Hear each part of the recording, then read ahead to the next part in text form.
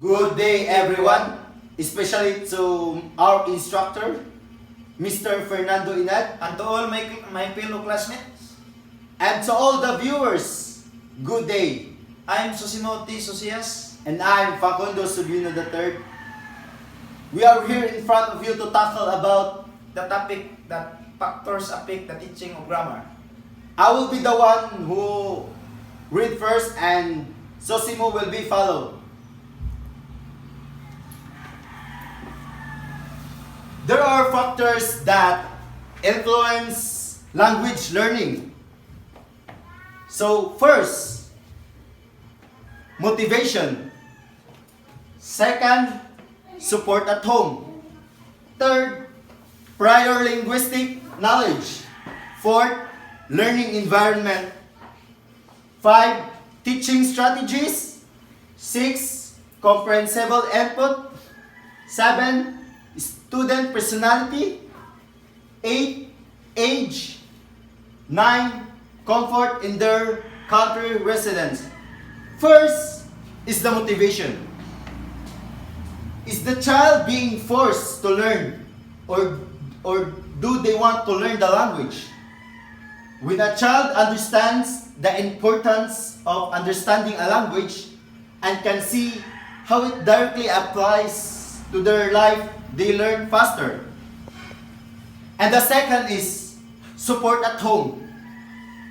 Is another language spoken at the child's home? What's their exposure level to the different languages? We found that exposure is an important factor in language comprehension and acquisition. It also matters how much value parents place in learning an additional language. And the third is prior linguistic knowledge. Is the language they're learning their first foreign language?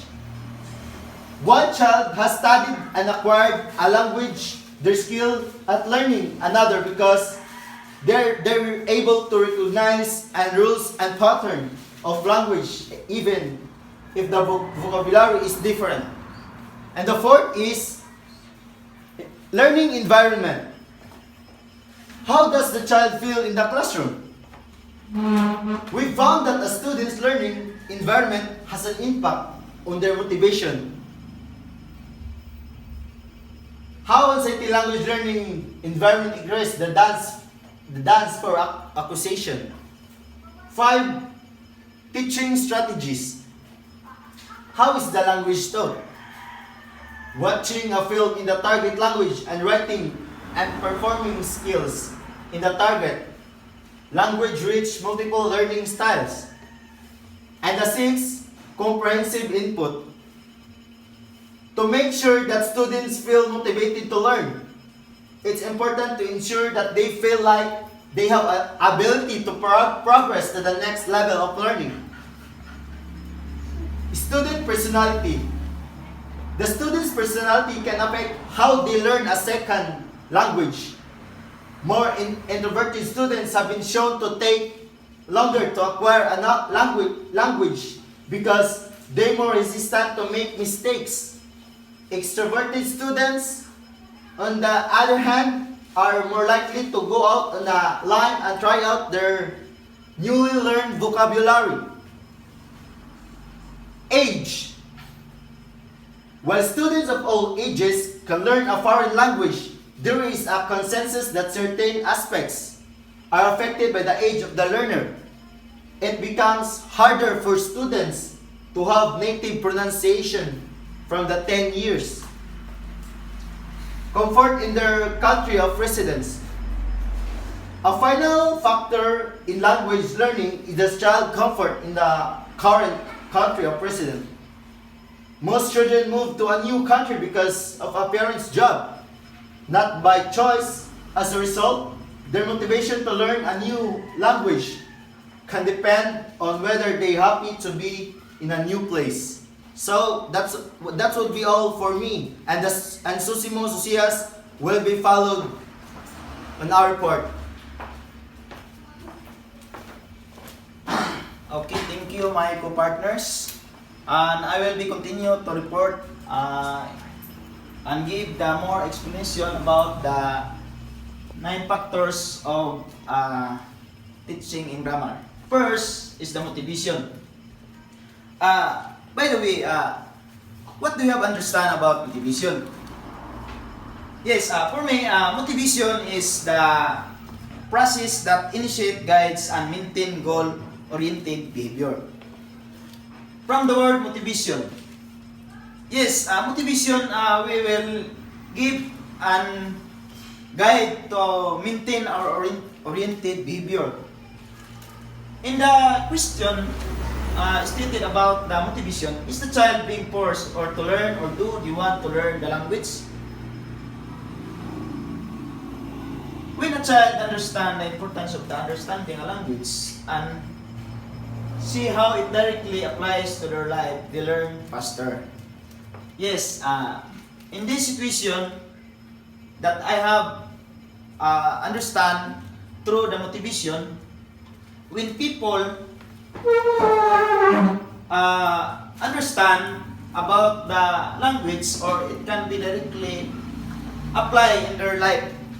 Because through motivation, like for example, if you are people, how come or how being a part of that situation that you become motivated people.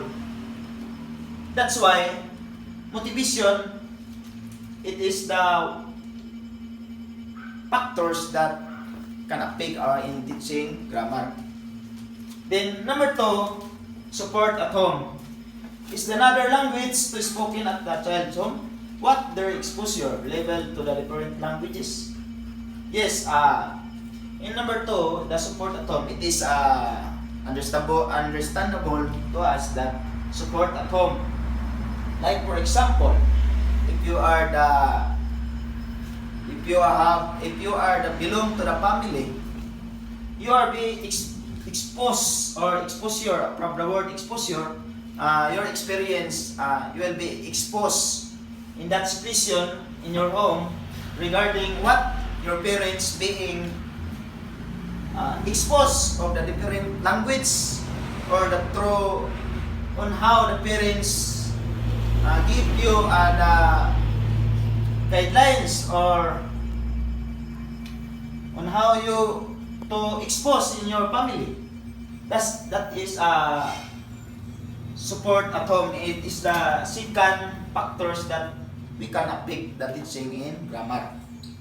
And number 3, the prior linguistic knowledge. Okay, these factors, it is also understandable to us, especially as a future teacher, because prior linguistic knowledge, from the word prior, individually of us, we have our own learning to understand to understand and acquire to our learning skills and learning language. That is a prior linguistic knowledge. Then the number 4 is the learning environment. Stated in the question that how does the child feel in the classroom? Yes, in the learning environment, how in that question, how does the child feel in the classroom? Like for example, if you are the teacher in the specific, or in the classroom structure, you are the teacher and you have the student. How did you emphasize in the learning environment, how you be applied through your application to the people in that case, that they understand what you have to being discussed in the classroom setup. That is the learning environment, and how the people learn to you, and also you are the teacher that also learn to the student. Number 5, the teaching strategies. How is the language taught? Yes, in the teaching strategies, like for example, as a future teacher, we have different strategies and technique that we are going to use in the classroom structure. Because the teaching strategies, it is also for us is very important. Why? If you are a teacher, you cannot the student did not understand if your technique is not clear, not specifically, not going to direct to the point or the specific with the guides and the rules that you have given to the student. That is the teaching strategies. Then the number 6, the comprehensible input. Yes, this is it is very understandable to us to know that from the word comprehensible. What do you mean by comprehensible? Yes, comprehensible is from the word comprehend. Yeah. To comprehend about the input or to give the comprehensional knowledge to the student that you are giving the topic. Like for example, you give the topic of the student, then in that situation that the student learn and comprehend that the input from the word input, this is class, this is the input that you giving the input or the output of the student that you have given as a teacher. Then next, the number 7, it is the student personality. It is also understandable to us because we are the student personality. As a student personality, we have two kinds of the student, which is the introverted or extroverted. When we say introverted, the student have been shown to take longer to acquire a language. They are more hesitant to make mistake. Yes, in this situation, that the student they are more hesitant to make mistake. No? Kanang not totally longer to acquire a language. That is the important about the introverted student personality. While the extroverted student, on the other hand, are more likely to go out the limb and try other newly learned vocabulary.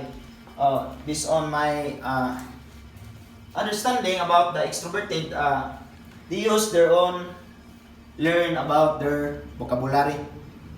Own vocabulary ba?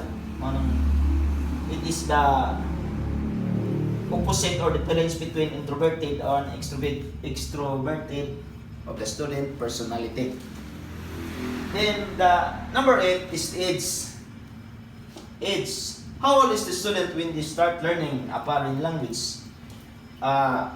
This kind of factors, the student of all age can learn a foreign language. There is a consensus that certain aspect that affected by the age of the learner, it becomes harder for student to have native pronunciation from the teen years. Yes, if in this case, the age is also can affect the teaching of grammar, because like for example, if you are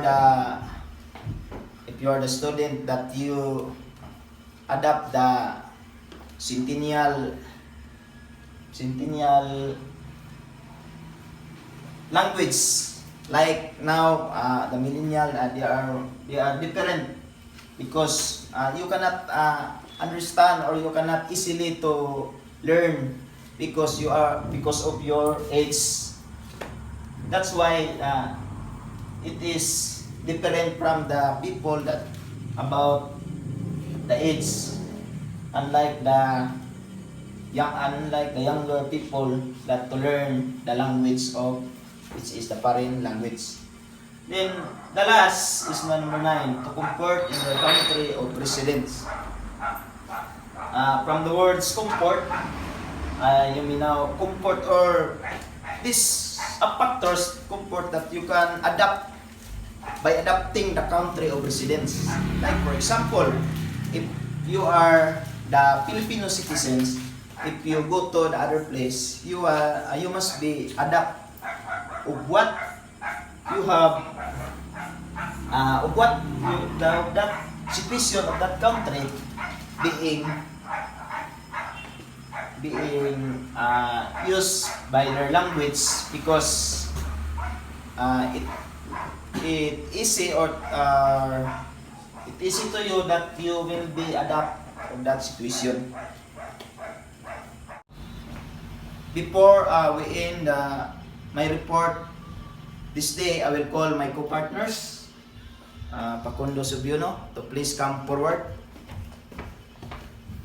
And before we end this report this day,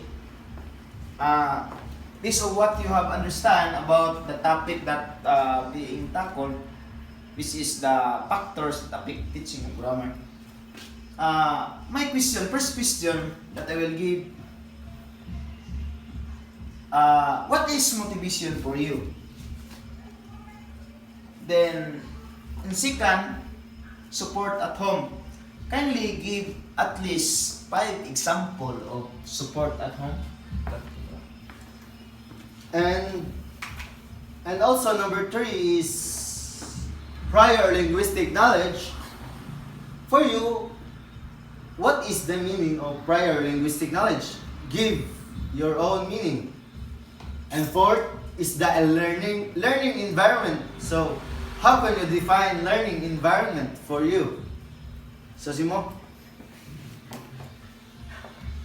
And number 5, that is teaching strategies. For this kind of factors, kindly give a situation that you are going to you are as a teacher or in the classroom. Example, in the classroom structure, you are the teacher and you have a student. Kindly give the small story or situation that you have emphasized the factors, which is the teaching strategies. The number 6, the comprehensible input. Kindly give what you have understand or give the explanation based on your own opinion about the comprehensible input. The number 7, the student personality. Okay, kindly give one example of student personality. Then age, the age. Kindly define what is age. Number 9, the last of the factors that affect the teaching grammar, which is the comfort in their country residence. Kindly give their meaning and example. So much for that. That would be all. And thank you for listening. And keep safe always. Laban COVID-19. Ba.